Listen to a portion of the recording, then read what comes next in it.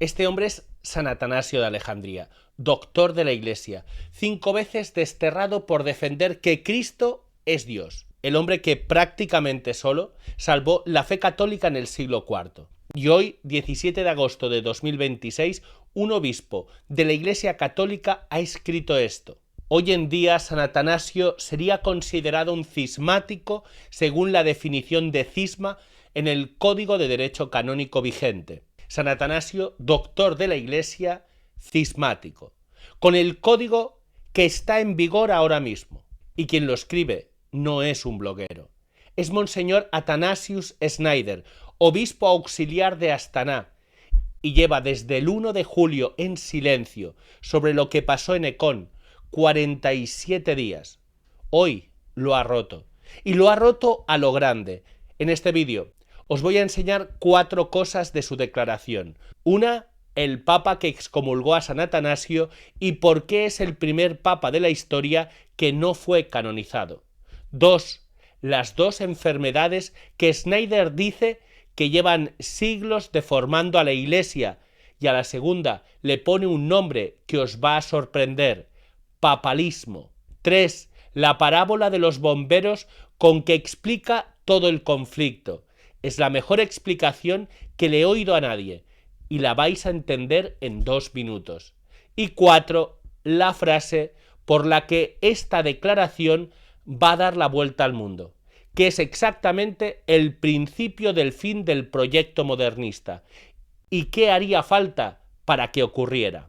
Y al final os diré con toda claridad lo que Schneider no dice, porque hay gente que está haciéndole decir cosas que no ha dicho.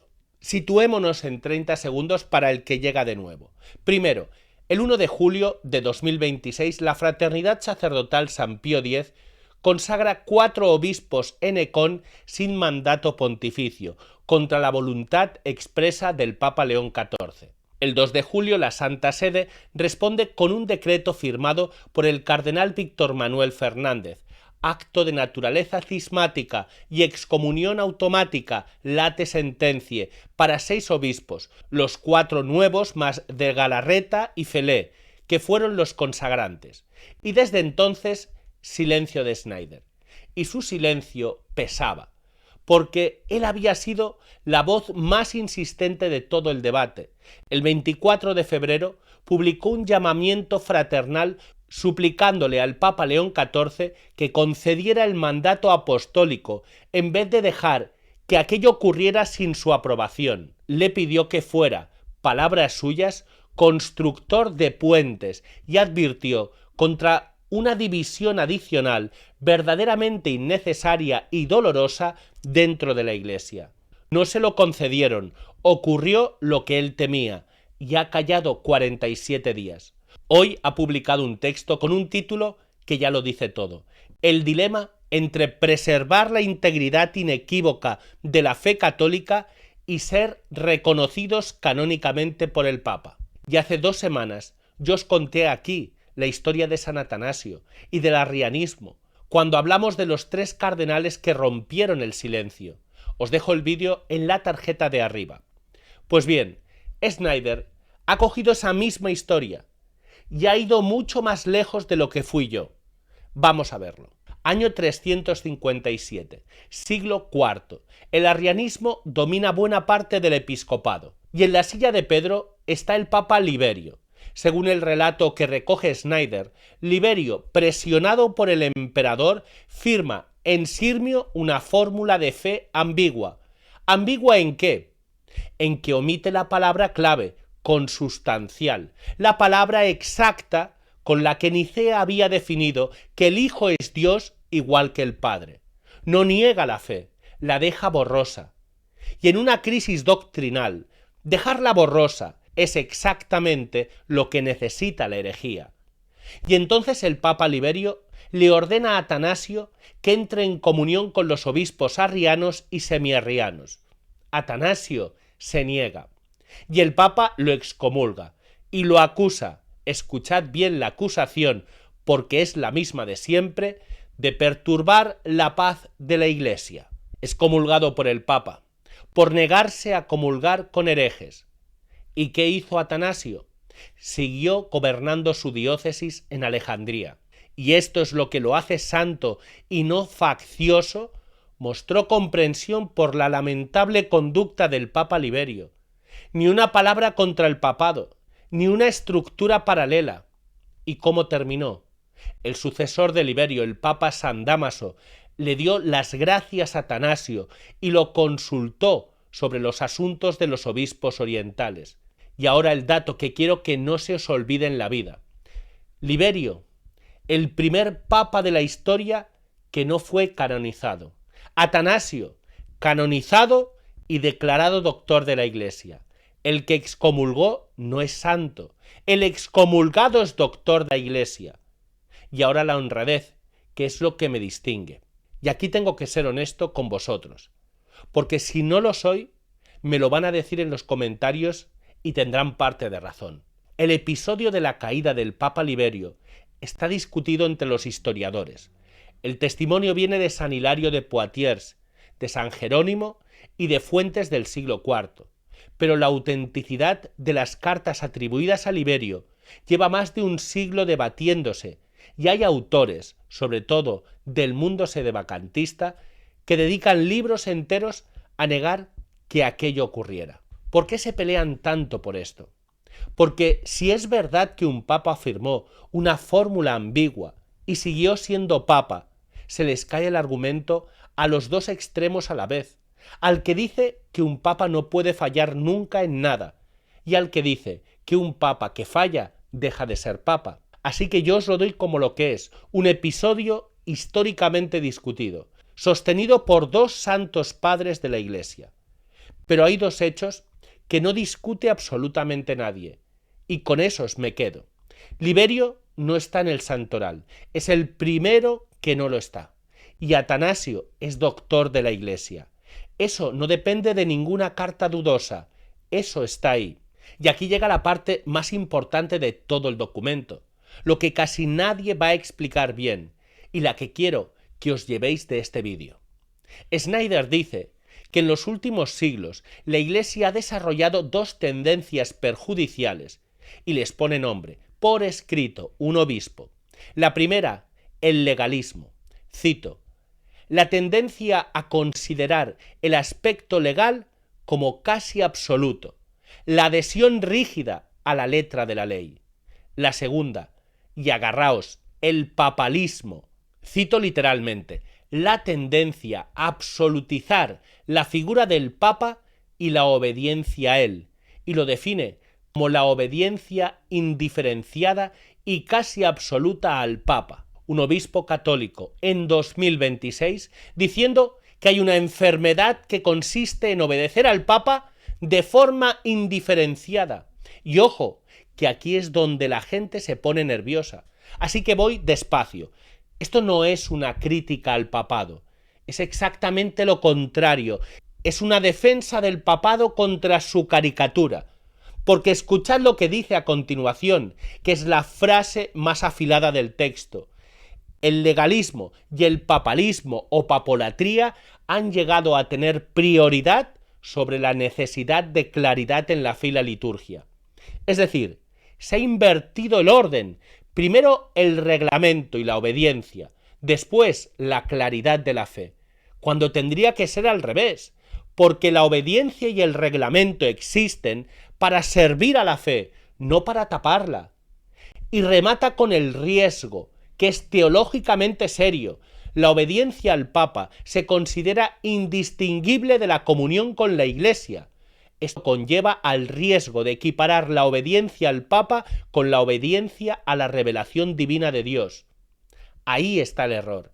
El Papa no es la revelación. El Papa es el custodio de la revelación. Son dos cosas distintas. Y confundirlas no es piedad, es un error de fe. Y por eso Schneider recuerda la distinción de siempre, la que se estudia en cualquier manual. Primero, ley divina.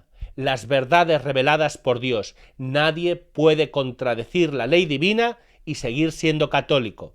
2. Ley positiva. Las leyes disciplinares que pone la autoridad humana de la Iglesia. Y añade, en circunstancias verdaderamente extraordinarias y excepcionales, un católico puede verse obligado en conciencia a actuar en contra de la ley positiva, precisamente para permanecer fiel a la ley divina. Y aplica el bisturí al caso concreto. La norma que exige mandato papal para consagrar un obispo es de derecho positivo, no de derecho divino, y da la prueba lógica que es impecable. De lo contrario, esta norma se habría observado a lo largo de toda la historia de la Iglesia, siempre, en todas partes y por todos sin excepción. Y no fue así. Durante siglos hubo ordenaciones episcopales sin participación directa del Papa. Solo más tarde los papas lo exigieron. Añade Schneider, y esto es importante, que la norma se estableció sabiamente y que generalmente es necesaria. No la está tirando a la basura, está diciendo dónde está colocada en la jerarquía de las cosas. Y aporta un dato canónico que muy poca gente conoce. El código vigente no clasifica las ordenaciones episcopales ilícitas como delitos contra la unidad de la Iglesia.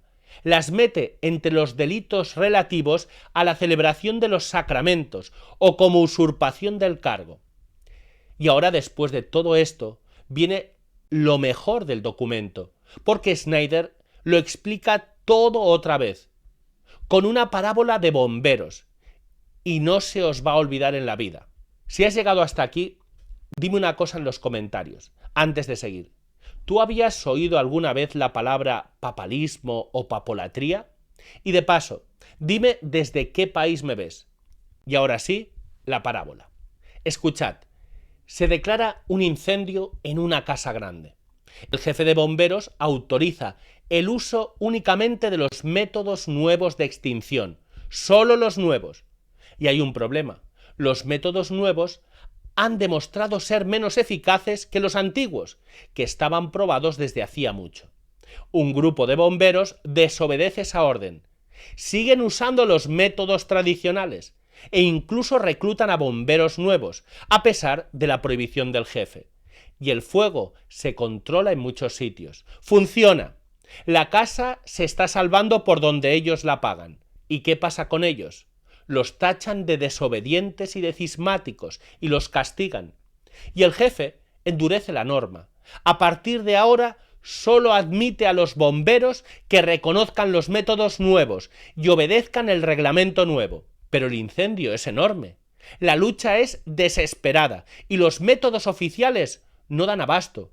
Así que otros voluntarios intervienen igualmente, desinteresadamente y también a pesar de la prohibición, aportando habilidad, conocimiento y buenas intenciones. Y al final, ¿qué hacen? Ayudan a salvar la misma casa que el jefe de bomberos se esforzaba por proteger. Y aquí viene el final, que es donde Schneider mete toda la esperanza.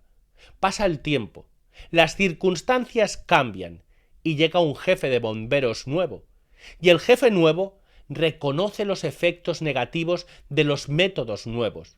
No solo autoriza otra vez los tradicionales, se convierte en su ferviente defensor y reconoce la contribución de aquellos bomberos que habían sido incomprendidos, castigados severamente, marginados y expulsados como rebeldes, y les da la bienvenida de vuelta a sus filas. Y Schneider cierra la parábola con esta frase. Al final, una vez superada aquella gran conmoción, lo que antes se había condenado como desobediencia y rebelión se reveló como un acto de entrega desinteresada. Ahí lo tenéis, sin una sola palabra técnica, sin un solo canon, sin una sola cita en latín. El incendio es la crisis de la fe.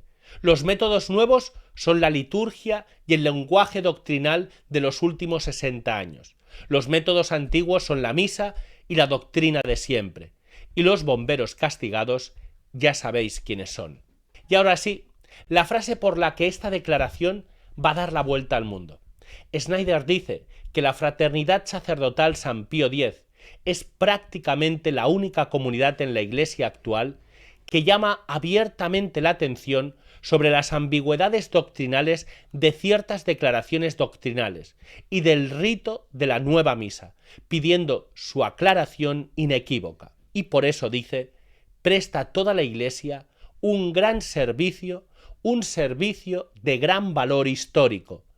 Y entonces escribe esto: si la Santa Sede tomara en serio esta postura de la fraternidad sacerdotal San Pío X, y además reconociera las ambigüedades objetivas de ciertas declaraciones del Concilio Vaticano II y del rito de la nueva misa, marcaría el principio del fin del proyecto modernista dentro de la Iglesia, que en realidad comenzó hace más de 100 años. Léelo despacio, porque tiene 3 pisos y cada uno es más grande que el anterior.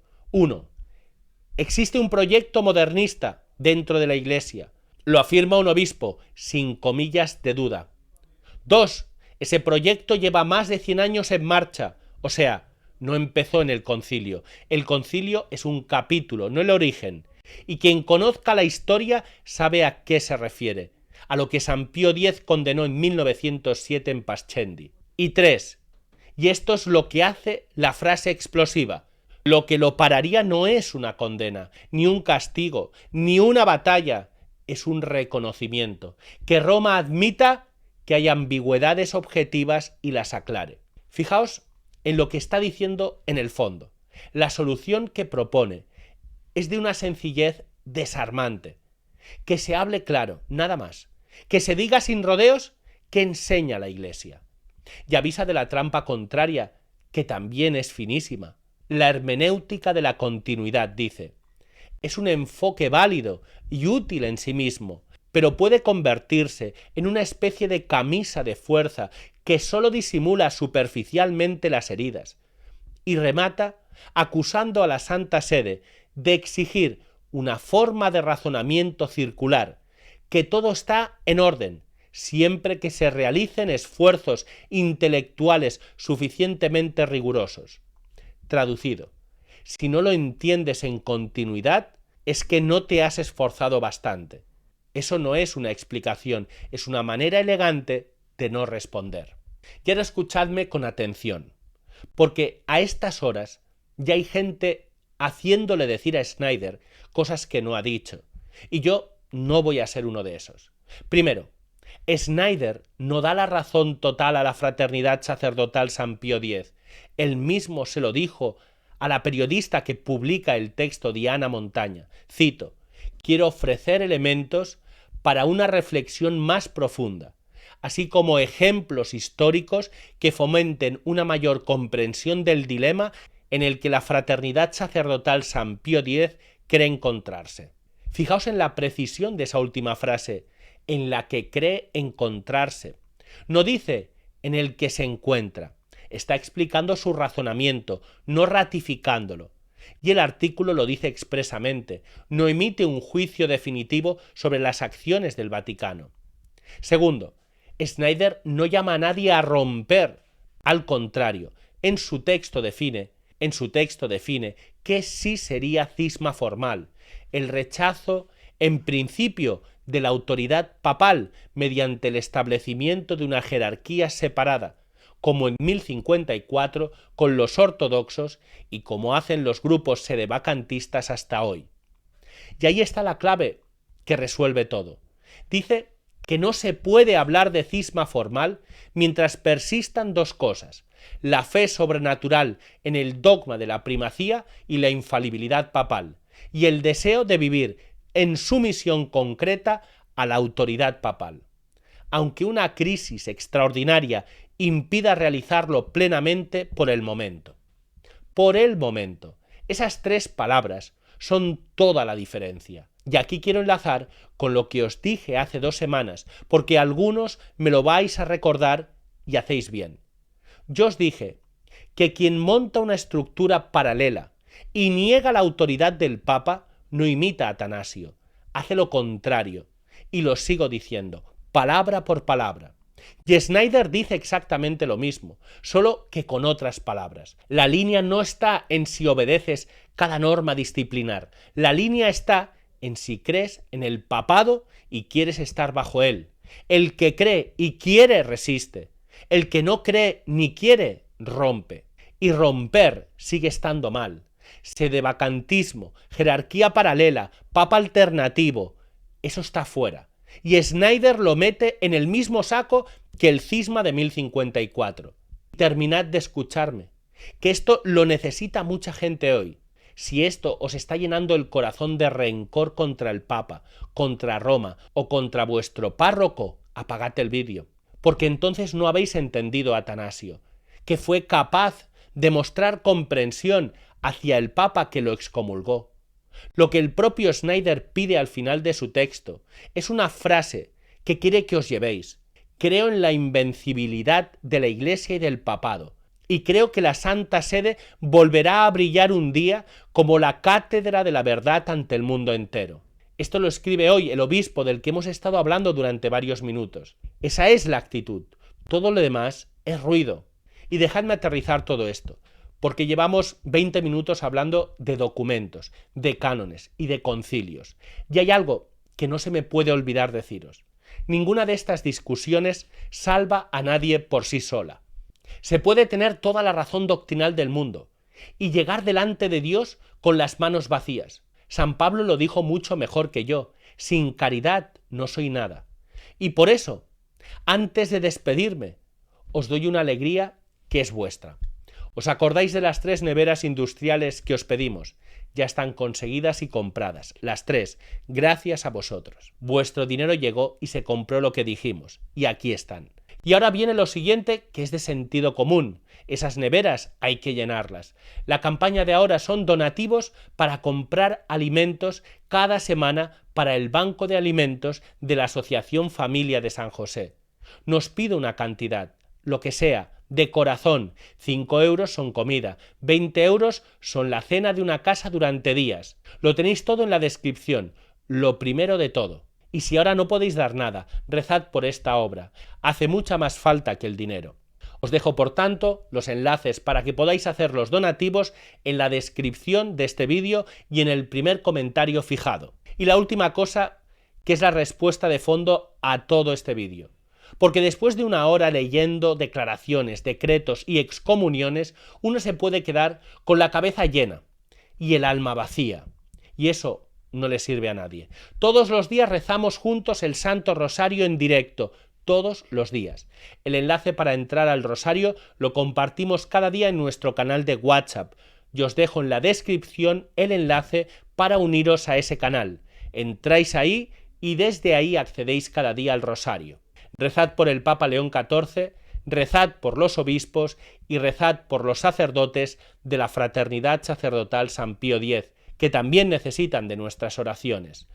Nadie se ha salvado nunca por tener razón en un debate, pero mucha gente se ha salvado gracias al Rosario. Y os dejo la pregunta, que quiero leer una por una.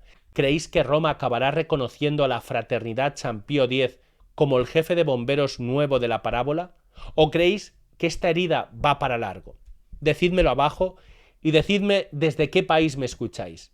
Si este vídeo os ha ayudado a entender lo que está pasando, compartidlo. Sobre todo con ese católico que estos meses está desconcertado y no sabe qué pensar. Porque en el siglo IV la fe no se salvó por quien tenía la razón en un documento. Se salvó por unos cuantos que se negaron a mentir y se negaron a marcharse.